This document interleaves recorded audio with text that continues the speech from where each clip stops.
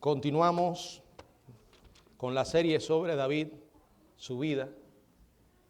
El mensaje de esta mañana lo hemos titulado David y sus amigos. David y sus amigos. En el segundo libro de Samuel, capítulo 15, está la historia que nos va a servir de base para la reflexión bíblica de esta mañana. Un poeta describió una vez a la amistad como un árbol de cobijo. Es una hermosa descripción de esa relación tan especial. Esos árboles de cobijo en un día caluroso y extremadamente soleado, donde cuando usted encuentra un árbol, ¡wow!, qué bien se siente. Ayer se me ocurrió salir a caminar en la tarde. Y ustedes saben cómo estaba la temperatura ayer. Usted lanzaba un huevo y se freía andaba como un loco buscando los árboles de cobijo. Los amigos son así. Son como frondosos árboles gigantescos. Sé que a veces los árboles son incómodos porque sueltan hojas, también el polen y todas esas cosas. Pero qué bueno es disfrutar de su sombra, con esas ramas extendidas sobre uno, brindándonos sombra del calor contra el calor, cuya presencia es una defensa contra las ráfagas del viento invernal de la soledad. Un árbol gigantesco, un árbol de cobijo. Eso es lo que el poeta imaginaba acerca de la amistad. Bueno, David tenía un gran amigo. Al final voy a hablar sobre eso. El mejor que podemos tener. Que aparte de ser nuestro Señor, o primero nuestro Señor y Salvador, Él también es nuestro amigo. Era el amigo de David. Sin embargo, aún así necesitaba de otros. Porque cuando Dios nos creó en este mundo, nos hizo con la necesidad de otros.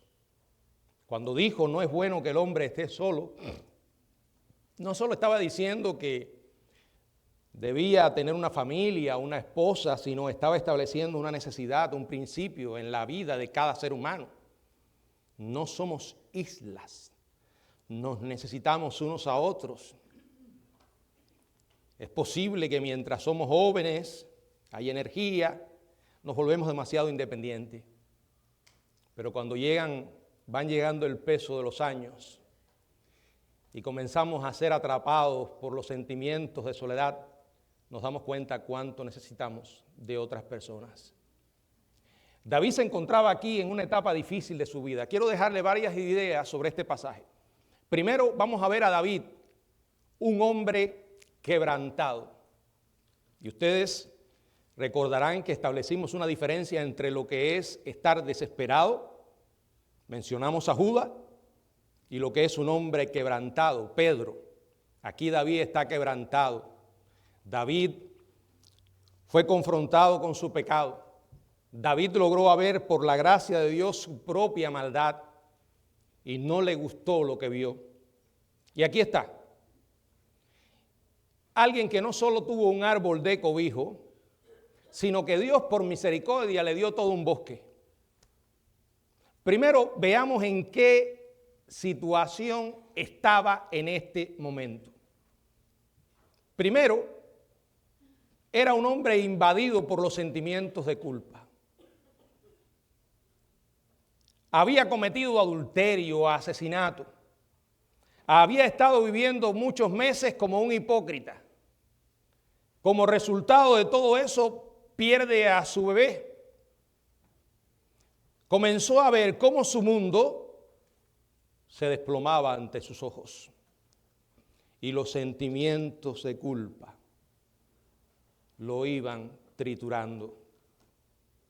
En segundo lugar, en lo familiar, su hogar se estaba haciendo o se había hecho añicos. Vimos cómo la rabia, la amargura, el incesto, la violación, el asesinato y la rebelión entre sus propios hijos iba minando su hogar. Esto desemboca a la larga en una conspiración encabezada contra él por uno de sus hijos, Absalón. En lo político, había perdido su respeto, su autoridad como líder. No solo había llegado a perder contacto con su familia, sino que también era cada vez mayor el número de críticos que tenía en la nación. El héroe tenía pies de barro. En lo personal, en lo familiar y en lo político, este hombre estaba sufriendo. Dios lo perdonó, le otorgó gracia, pero como he dicho, eso no significaba que Dios iba a borrar, eliminar automáticamente las consecuencias de sus malas decisiones. Y en medio de todo esto, para complicar más las cosas, se levanta una conspiración. Y el cabecilla de esta conspiración, el líder de esta conspiración, era su propio hijo, Absalón. En el segundo libro de Samuel, capítulo 15, dice los primeros 4 versos: aconteció después de esto que Absalón se hizo de carros y caballos, y 50 hombres que corriesen delante de él. Y se levantaba Absalón de mañana y se ponía a un lado del camino junto a la puerta, y a cualquiera que tenía pleito y venía al rey a juicio, a Absalón le llamaba y le decía: ¿de qué ciudad eres? Y él respondía: tu siervo es de una de las tribus de Israel. Entonces Absalón le decía: mira, tus palabras son buenas y justas, mas no tienes quien te oiga de parte del rey. Y decía Absalón: ¿quién me pusiera por juez en la tierra, para que viniese a mí todos los que tienen pleito o negocio, que yo les haría justicia? Aquí está este hijo de David vendiéndose a sí mismo. La traición es algo muy terrible. Si algún momento usted ha sido mordido por esa víbora llamada traición, sabe cuánto duele. ¿Pero qué? Les digo que el dolor es aún más intenso cuando la mordida de la traición viene de tu propia familia, de uno de tus propios hijos. Y aquí está Absalón, actuando como todo un hipócrita, manipulando al pueblo en contra de su propio padre, diciéndoles a ellos: vengan a mí, que yo sí les puedo dar lo que mi padre no les ha dado.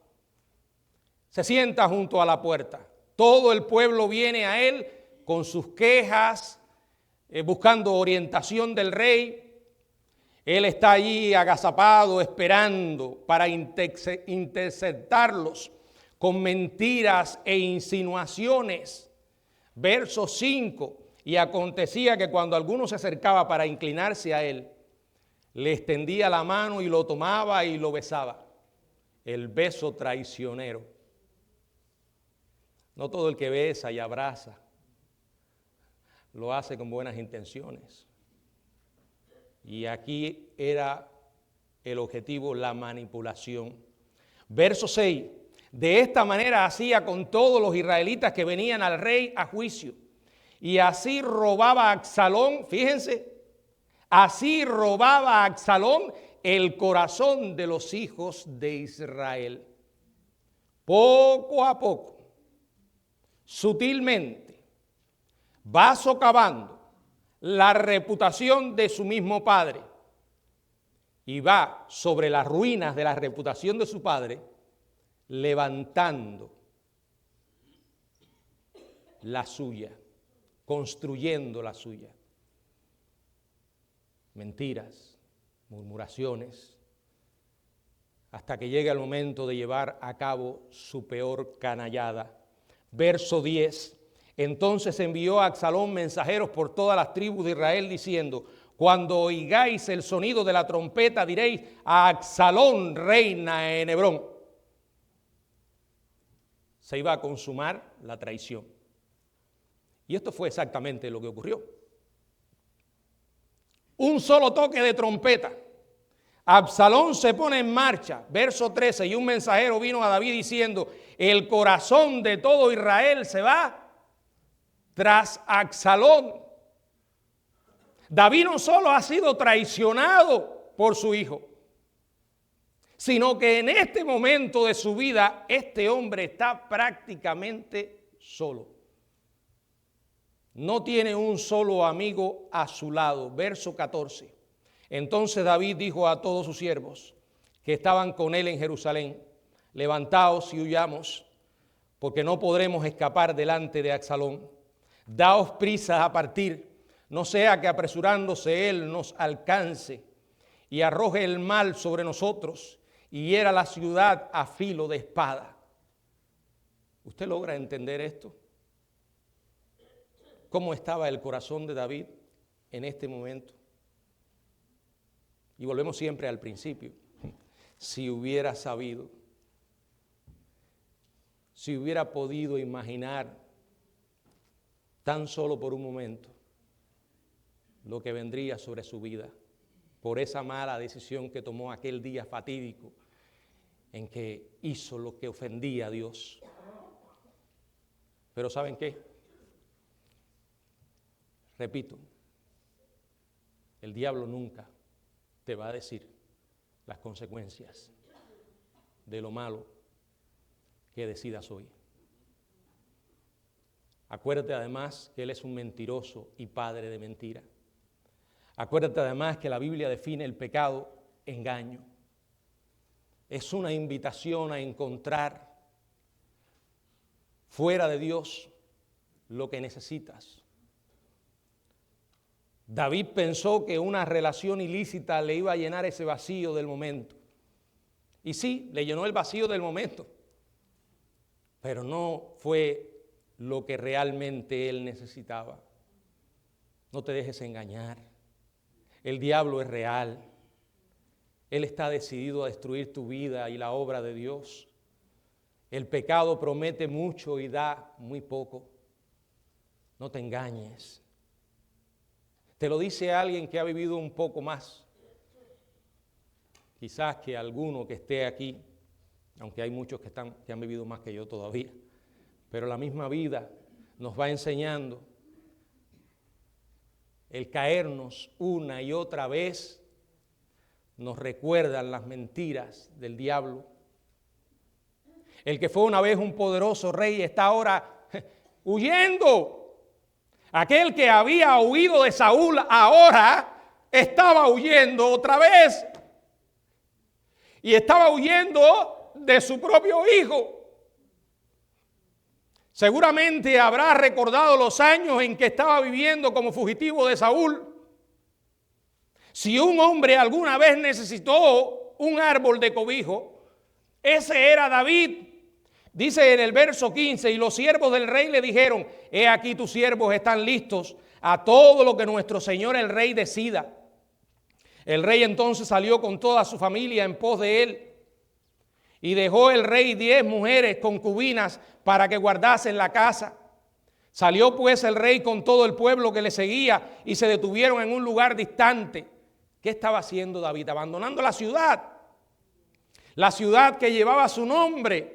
La ciudad de David. Al llegar al límite de la ciudad se detiene, da vueltas y contempla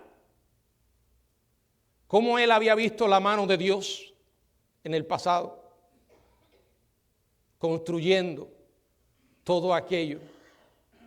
Tiene ahora el corazón destrozado, tiene la mente inundada de recuerdos. Dios estaba con él con toda seguridad. Pero él necesitaba a alguien que le dijera de manera audible: David, aquí estoy.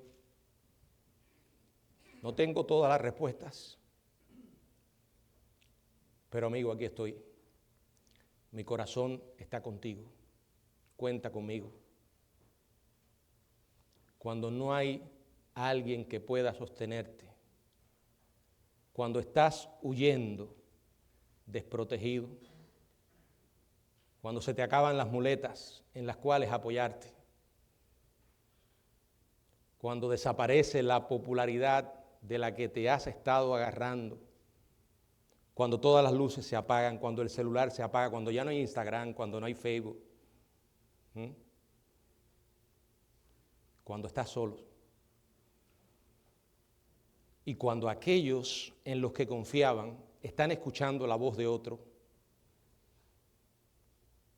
Dios no se ha ido. Él nunca se va.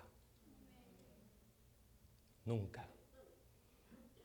Mi Dios y tu Dios no abandona el bote cuando comienza a entrar agua. ¿Es que acaso se te olvida que ya Él lo sabía?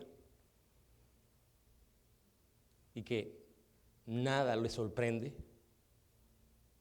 Y Dios entra en acción. De hecho, Dios no le da a David uno, sino varios árboles de cobijo.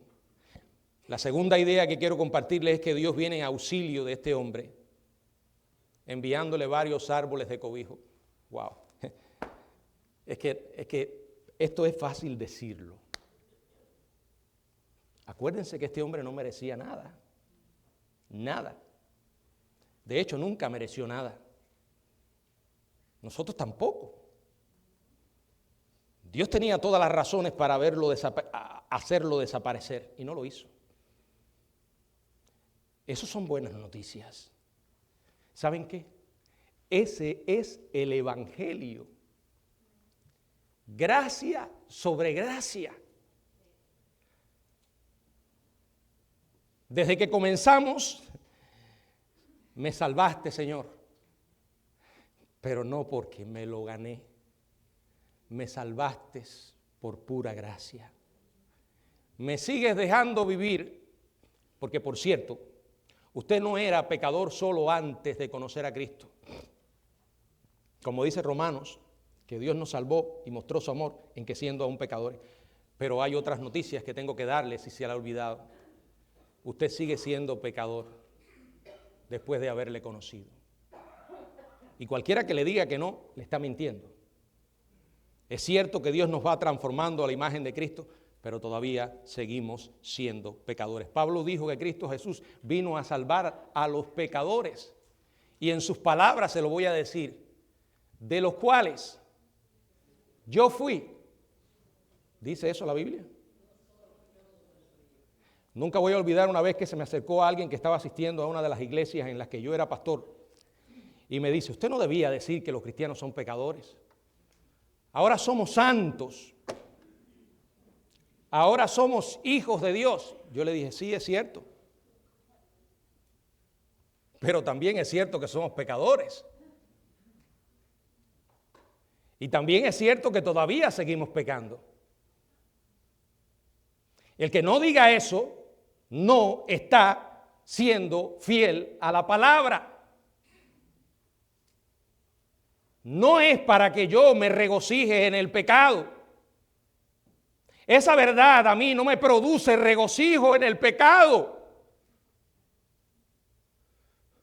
Porque sé lo que le costó a Cristo mi salvación. ¿Saben qué me produce? Gratitud. ¿Saben de qué me llena? De esperanza. Porque cuando meto un pie o los dos, sé que todavía mi Padre me está esperando. Probablemente los seres humanos no te perdonen, pero Dios te perdona. Yo recuerdo hace unos años, no hace mucho, unos meses, del pastor aquel que se suicidó, porque descubrieron que tenía una doble vida, se vestía de mujer y cosas así, ¿no? Y aquel hombre se suicidó. Yo sentía dolor. No está bien lo que estaba haciendo, es pecado, con toda seguridad. Pero ese hombre en medio de su situación se olvidó de la gracia. Se olvidó de la gracia. Y en medio de su desesperación acudió al suicidio. ¡No! No, tal vez no hagamos cosas tan vergonzosas como esas. Pero tenemos que seguir lidiando con una naturaleza que nos arrastra al mal. Tenemos que recordarnos que todos los días necesitamos a Dios. Y que cuando tú y yo cometemos errores, cuando tú y yo pecamos, Dios no nos abandona. Por eso lo mejor que puedes hacer es ir a Él. Si el corazón se te va a detener, que se te detenga corriendo hacia tu Padre. Dios le otorgó gracia a este hombre aún más. Y esos árboles de cobijo son un ejemplo de lo que quiero decir. El primer amigo es Itai, el Geteo. Dice el verso 18 al 21. Y todos sus siervos pasaban a su lado, con todos los cereteos y peleteos, y todos los geteos. 600 hombres que habían venido a pie desde Gat iban delante del rey. Y dijo el rey a Itai, Geteo: ¿para qué vienes tú también con nosotros? Vuélvete y quédate con el rey, porque tú eres extranjero y desterrado también de tu lugar. Ayer viniste y he de hacer hoy que te muevas para ir con nosotros. En cuanto a mí, yo iré donde tú puedas ir. Tú vuélvete y haz volver a tus hermanos, y Jehová te muestre amor permanente y fidelidad.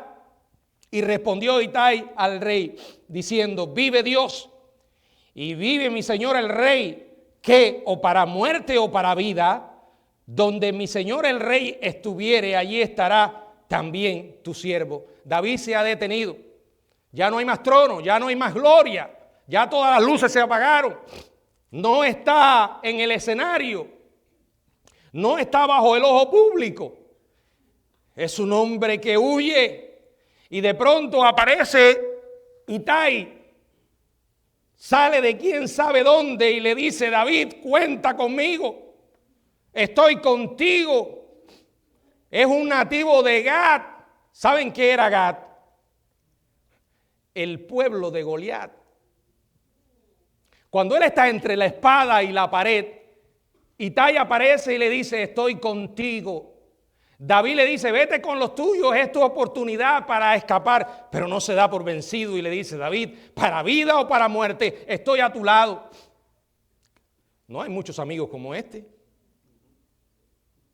Itai le dice luego: vengan, geteos, síganme. Entonces remontan la colina, dejando atrás a Sión, acompañando al rey a una tierra de nadie, sin promesas. Estos hombres no eran movidos por un interés. David no les podía prometer nada. De hecho, ellos no sabían si él lograría sobrevivir, pero saben que estaban dispuestos a morir con él. Cuando el mundo te da la espalda, hay muy pocos que vienen a decirte: estoy contigo, cuenta conmigo, te comprendo. Y lo sorprendente es que a veces que la persona que está a tu lado es de Gat. Alguien que en un momento fue tu enemigo, pero ahora es tu amigo. Seguimos. Sadot y Abiatar son los siguientes dos árboles que le sirven de cobijo a David. Verso 24, dice la palabra: y he aquí también iba Sadot, y con él todos los levitas que llevaban el arca del pacto de Dios, y asentaron el arca del pacto de Dios, y subió a Abiatar después que todo el pueblo hubo acabado de salir de la ciudad. Pero dijo el rey a Sadot: vuelve el arca de Dios a la ciudad. Si yo hallare gracia ante los ojos de Jehová, él hará que vuelva y me dejará verla y a su tabernáculo. Luego sigue diciendo: y si dijere: no me complazco en ti, aquí estoy, haga de mí lo que bien le pareciere. Dijo además el rey al sacerdote Sadot: ¿no eres tú el vidente? Vuelve en paz a la ciudad, y con vosotros vuestros dos hijos, Ahimaas, tu hijo, y Jonatán, hijo de Abiatar. Mirad, yo me detendré en los vados del desierto hasta que venga respuesta de vosotros, que me dé aviso. Entonces Sadot y Abiatar volvieron el arca de Dios a Jerusalén y se quedaron allí. Estos son dos levitas. Son levitas. Vienen cargando el arca para consolar a David con la bendición de Dios. David una vez más manifiesta que tiene un corazón conforme al corazón de Dios. Sabe que el arca no le pertenece. Y por puro respeto lo deja todo a disposición del Señor. Le dice a ellos, regresen el arca a la ciudad. Regresen ustedes a Sadod y Abiatar, allí los necesitan. Y eso es lo que hacen por respeto a David, sin discutir, sin ofrecer resistencia. Ellos estaban allí para ayudarle. Algunas veces, cuando nos encontramos atravesando por ese oscuro valle de necesidad, Dios te proporciona amigos que te dirán, haz lo que Dios te ha dicho, cuenta conmigo. Ellos son los Sadod y Abiatar de su vida. Es probable que nadie sepa de ellos, pero son los que van a estar allí en la línea del frente, protegiéndote de los disparos, dándote aliento y fortaleza con su sola presencia, aún en prejuicio o perjuicio de ellos mismos. Es más, puede que lleguen a recibir una paliza de aquellos que se han vuelto en tu contra. Son amigos. Pero todavía hay más. Verso 32. Cuando David llegó a la cumbre del monte para adorar allí, he aquí Usaí arquita, que le salió al encuentro, rasgando sus vestidos y tierra sobre su cabeza. ¿Quién es Usaí? El verso 37 lo llama amigo de David. Es un tercer albo de cobijo. Es Usaí el arquita. Cuando se encuentra con David, las vestiduras de este hombre están rasgadas. Parece que se metió él dentro de una lavadora moderna con la ropa para lavarse. Aquí llega aquel hombre con la ropa destruida y además con la cabeza cubierta de polvo, en señal de duelo. Todo esto son señales de compasión por el sufrimiento de su amigo. Y David lo nota. A veces cuando el dolor es muy grande, aparece un Usaí, el que viene a envolverte con su presencia, aquel que te da ese abrazo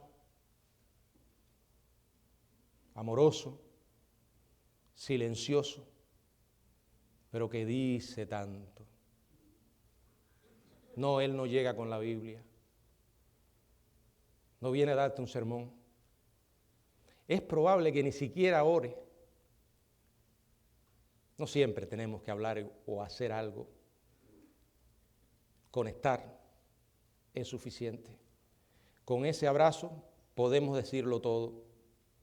David le da a ese amigo leal una tarea importante. Verso 33 y 34 le dice, y le dijo David, si pasares conmigo me serás carga. Mas si volvieres a la ciudad y dijeres a Absalón, rey, yo te seré tu siervo, como hasta aquí he sido siervo de tu padre, así seré ahora siervo tuyo, entonces tú harás nulo el consejo de Ahitofel. ¿Quién era Ahitofel? Bueno, Ahitofel era alguien muy cercano a David, un hombre que solía dar grandes consejos. Un hombre que había manifestado cierto nivel de sabiduría.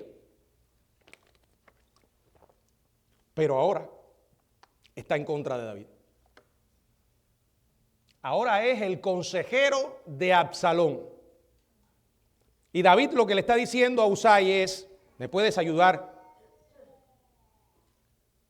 Necesito que te infiltres en el terreno de Absalón. Me mantengas informado. Y que puedas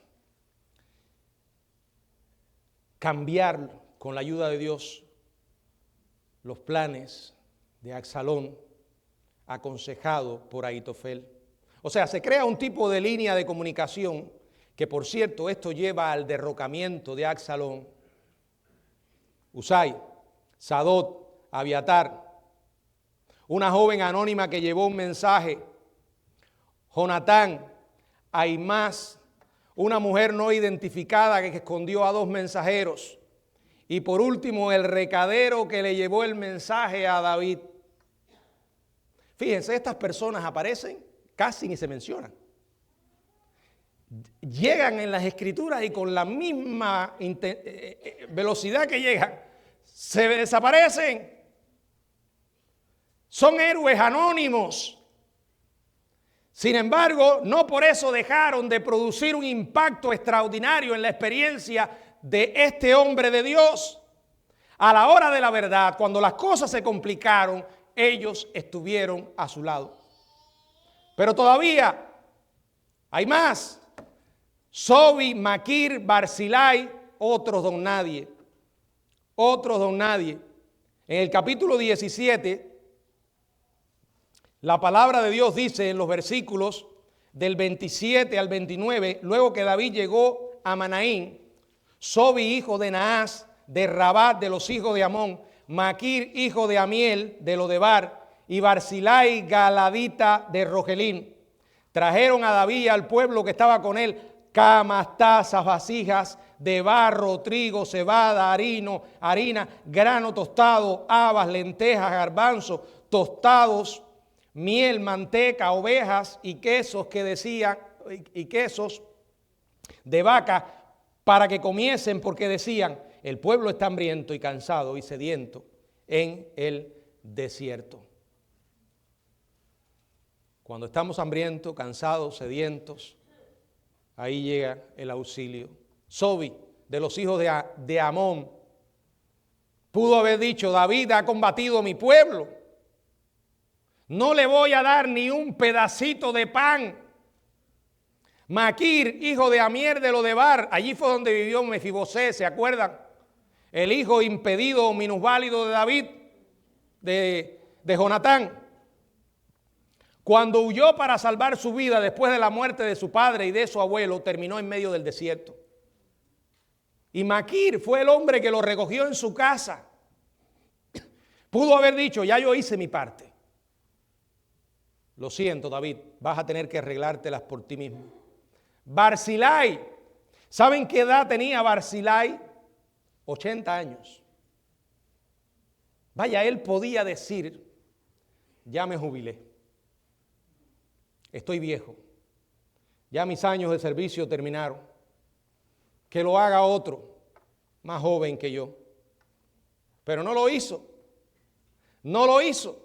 Sobi, Maquir, Barzillai se ponen de acuerdo, trabajan duro, cargan todo lo que se les ocurre y salen a ayudar a David. No lo hicieron por dinero, sin aplausos, amigos hasta el fin. No tenían intenciones ocultas, no tenían una carta debajo de la manga, no estaban esperando que él lo favoreciera con influencia política, no. Me quedan dos cosas que decir sobre la amistad. Primero, vamos a compartir, después de haber visto este pasaje, algunos principios sobre los verdaderos amigos. Y después cerraremos con que hay un amigo perfecto, el mejor que podemos tener. Primero, los amigos son opcionales. No son opcionales, son esenciales. Y por cierto, no los vas a encontrar en Facebook. No. Esa es una tontería moderna para gratificar nuestro ego, nuestra falta de identidad. Cuando me llego a creer la mentira de que entonces soy alguien que ya supera los 4,000 o los 5,000 amigos. Qué manera más tonta de perder el tiempo. De estar revisando lo que escribí a ver cuántos me dieron like. Esos no son amigos. Para que una amistad sea real, tiene que haber relación personal. No hay nada que pueda sustituir a un amigo. Alguien que se preocupa, que escucha, que siente, que consuela. ¿Y por qué no? De vez en cuando te va a decir la verdad. Pero una de las características de un amigo sincero es que tú puedes ser quien eres. Estar junto a esa persona te da la licencia de ser quien eres. No tienes que ponerte filtro. No tienes que usar máscara. Sabes que esa persona será tu amigo a pesar de. No lo olvides, porque hay alguien que sabe todo acerca de ti, que no solo es alguien que puede mirar tus acciones, sino que puede escudriñar tu corazón. Y aún así, te sigue amando. Segundo, los amigos no son automáticos, hay que cultivarlos. La Biblia dice en Proverbios, en el capítulo 18, verso 24, el hombre que tiene amigos ha de mostrarse amigo, y amigo hay más unido que un hermano. Al igual que los árboles tienen que cultivarse. Los amigos no son personas neutrales, ellos van a impactar tu vida. Por eso hay que ser sabio a la hora de dejar que ciertas personas entren en tu vida, porque van a ejercer influencia.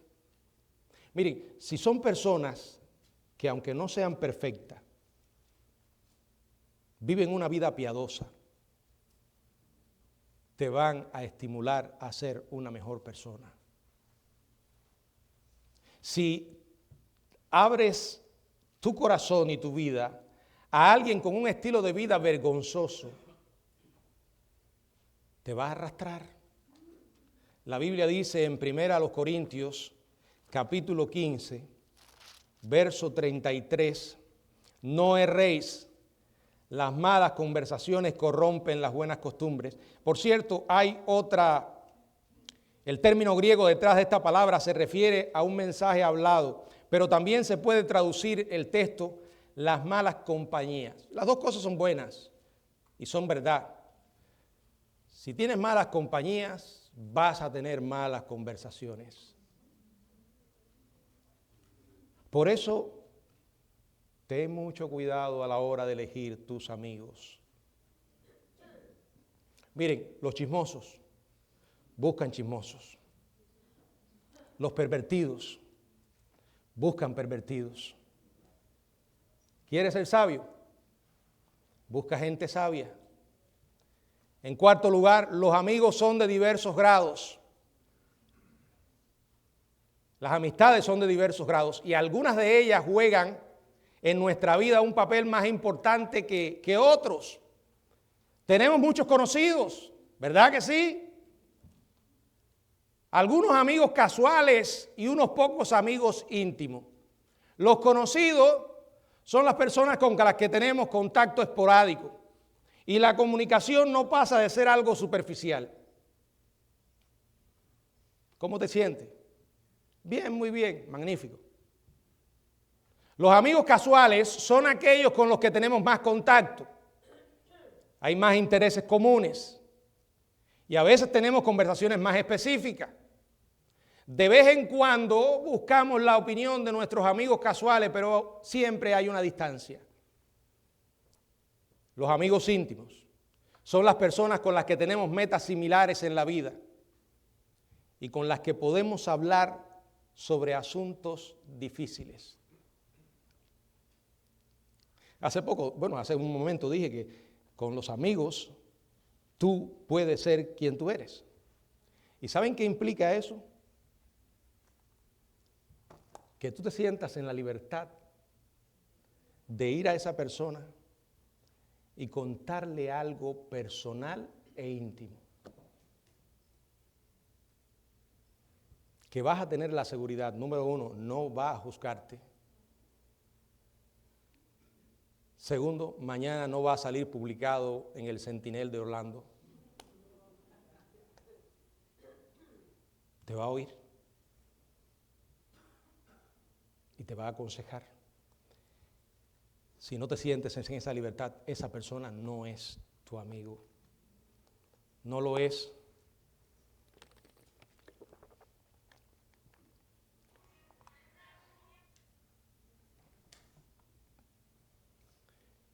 Tienen además la libertad de decirnos la verdad, porque se han ganado el derecho de ser escuchados y porque no tenemos duda de que desean lo mejor para nosotros.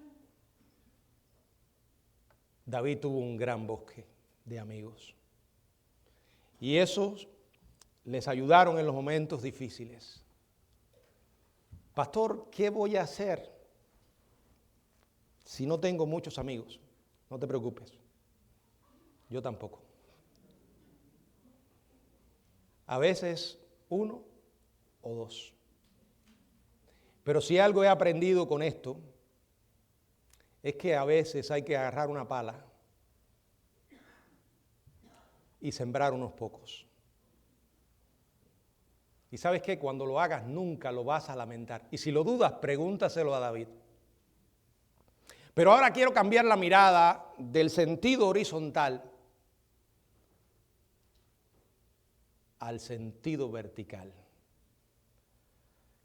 Quiero decirte que aun cuando no logres tener amigos verdaderos, hay alguien que sí lo puede ser. Un amigo perfecto, el mejor que podemos tener. Alguien definía que la amistad o el amigo es aquel que llega cuando todos los demás se han ido. Y lo increíble de este amigo es que no es que llega, es que no se va cuando todos se han ido. ¿Y saben qué? Que nos ama lo suficiente como para decirnos la verdad. Y voy a decir algo que ustedes me han oído otras veces decir, y por favor no se apresure a malentender lo que voy a decir. Toda la Biblia es verdad, ¿sí o no? Pero no toda verdad está en la Biblia. A veces hay aspectos sobre nuestra vida personal o sobre el plan de Dios para nuestra vida en que Dios puede usar a otras personas. Claro, siempre la base es la Biblia, el filtro es la Biblia, la experiencia, el usar los medios espirituales siempre tienen que ir avalado con la Biblia.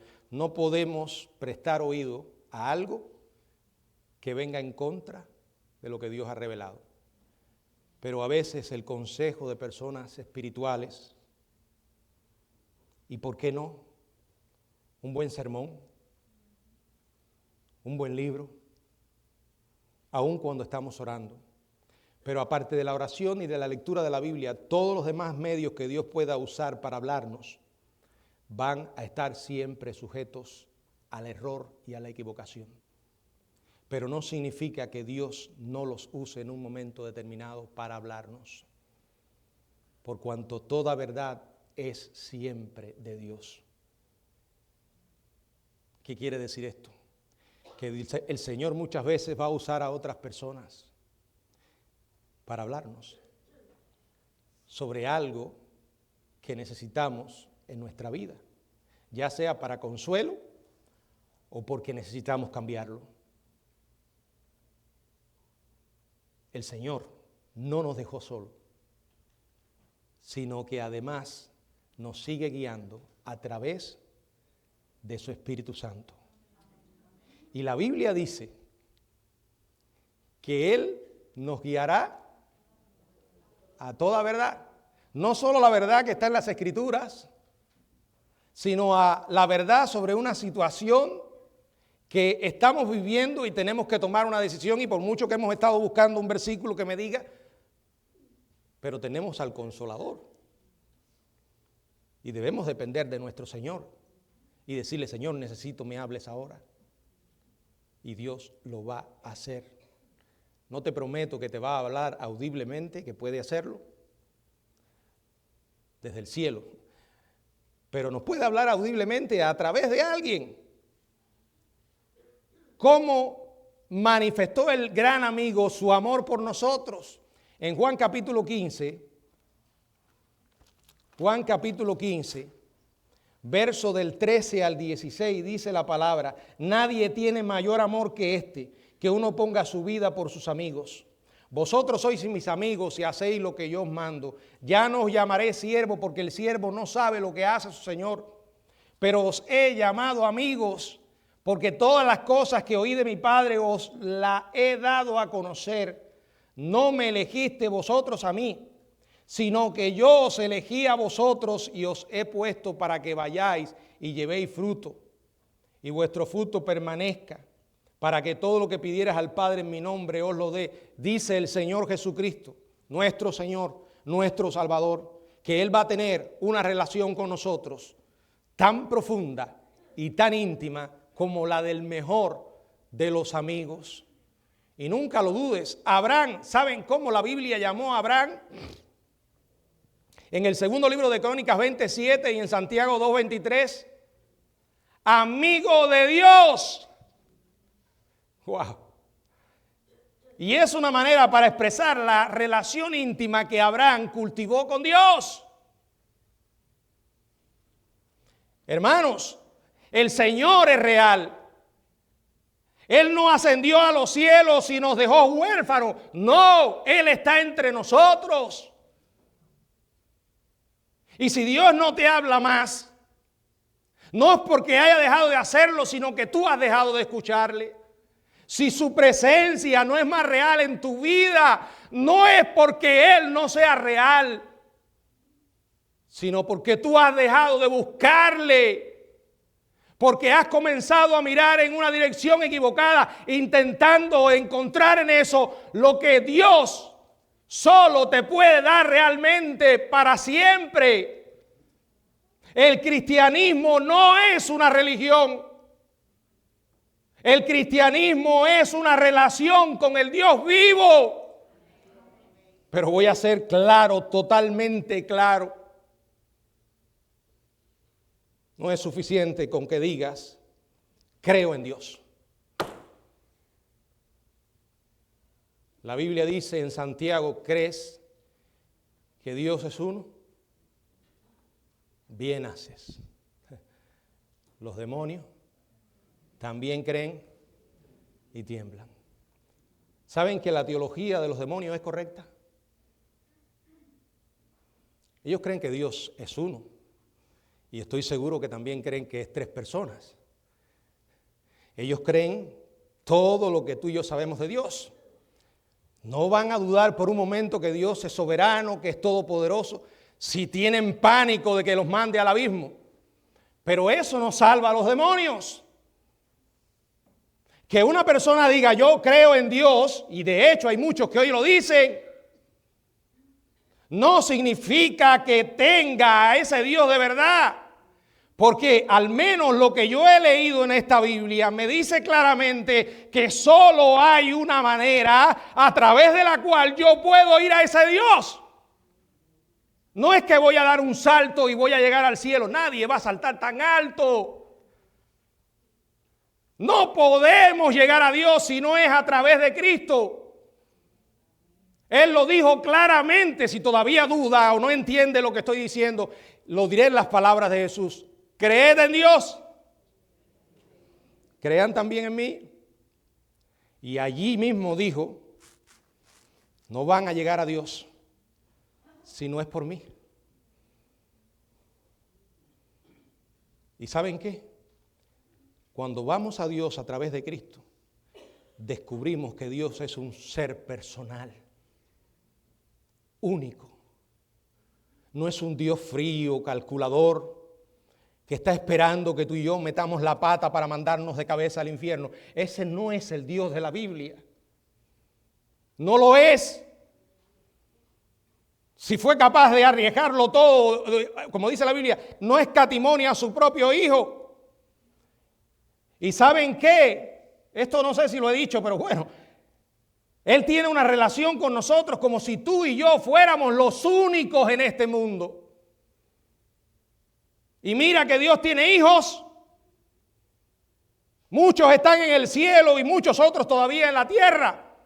Pero Dios está tan involucrado en tu vida y en la mía de una manera tan personal, pero tan personal, que cada cosa acerca de ti y de mí a Dios le importa. A veces el diablo nos engaña, pero ¿le vas a pedir a Dios esa tontería? ¿No crees que hay tantos problemas que Dios tiene en los que ocuparse como para atender esa petición ridícula? Él no solo es mi Dios, Él es mi Padre. Y yo no sé si aquí habrá algún padre que cuando el hijo le viene a contar algo no le importa. Si es tu problema, es el mío. Y eso no va a cambiar. ¿Y saben por qué podemos tener eso? Gracias a Jesucristo.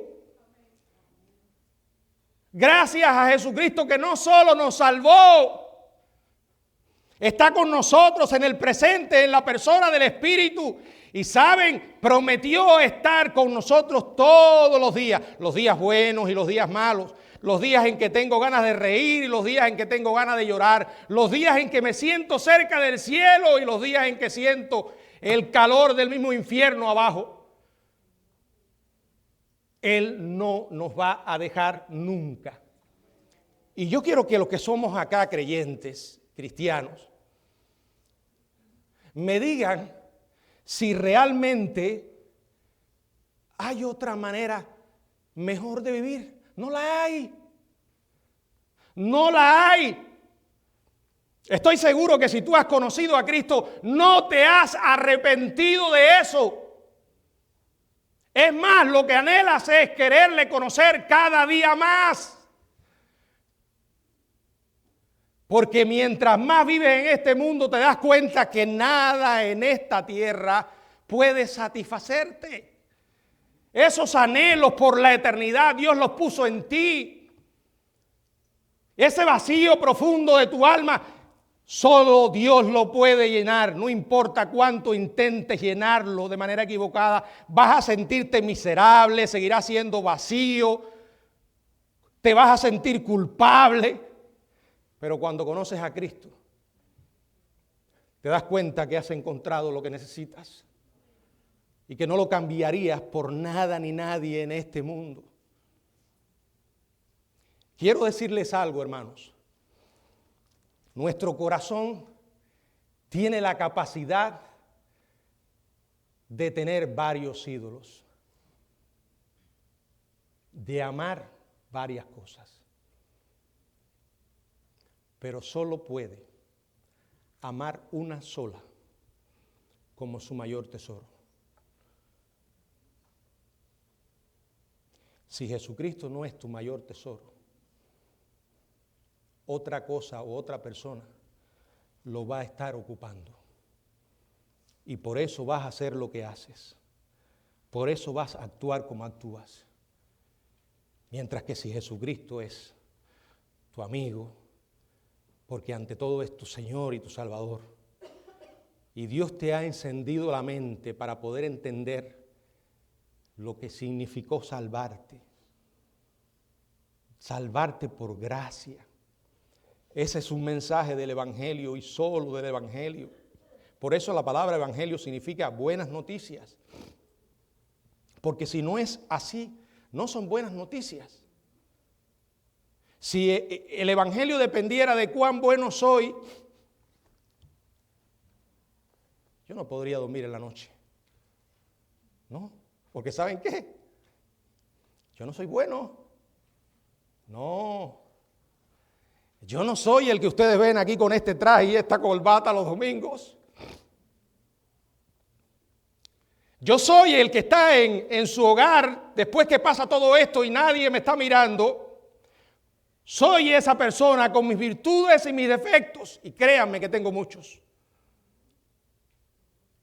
Por eso doy gracias por los nietos. Porque ellos logran sacar la mejor versión de mí. Pero me da fortaleza saber que Dios me sigue amando. Es más, Él me amó aún antes que yo naciera. Díganme si eso no son magníficas noticias. No hay mejor manera de vivir. Mi pregunta para ti es, ¿quién es tu amigo? ¿Has conocido a Jesucristo? ¿Es Cristo para ti real? ¿Es real?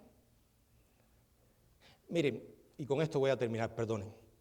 Yo no veo la serie de Chosen. Yo sé que esa serie ha sido sumamente criticada porque dicen que aparecen muchas historias ahí que no están en la Biblia. Yo no la he visto.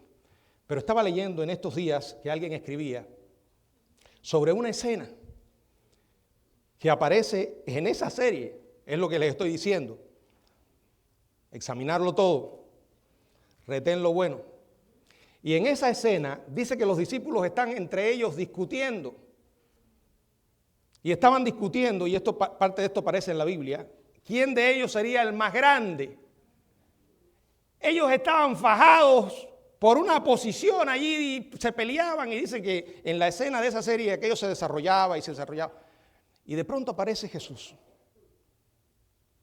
y comienza a pasar junto a ellos sin decir una sola palabra. Los mira.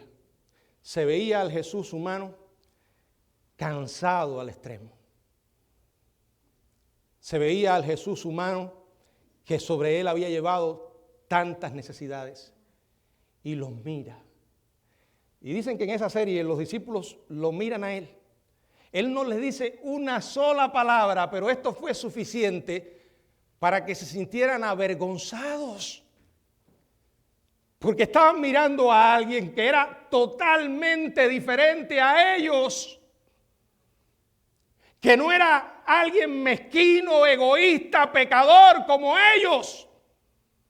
Y esto fue suficiente para que guardaran silencio, para que se callaran y para que dejaran toda actitud vanidosa y egoísta. Cuando tú y yo vamos a las Escrituras y leemos los Evangelios y vemos a Cristo en ellos, pasa exactamente lo mismo. Estamos viendo a alguien que es totalmente diferente a nosotros. Aunque fue como nosotros humanamente, no era ni es pecador como nosotros. Él es la encarnación misma de lo que tú y yo anhelamos ser. Y cuando comenzamos a mirarnos en ese espejo, nos damos cuenta, hermano, cuánto tenemos que cambiar. Ese es Jesucristo. Y es el corazón mismo del Evangelio. Que ese Cristo diferente de nosotros, santo y justo, se dejó matar por nosotros.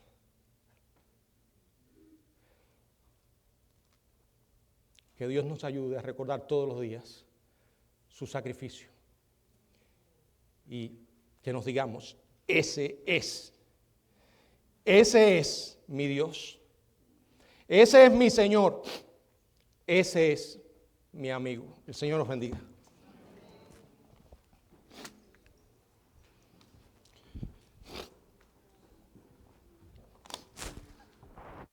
Gracias, pastor, por ese mensaje tan grande, tan maravilloso.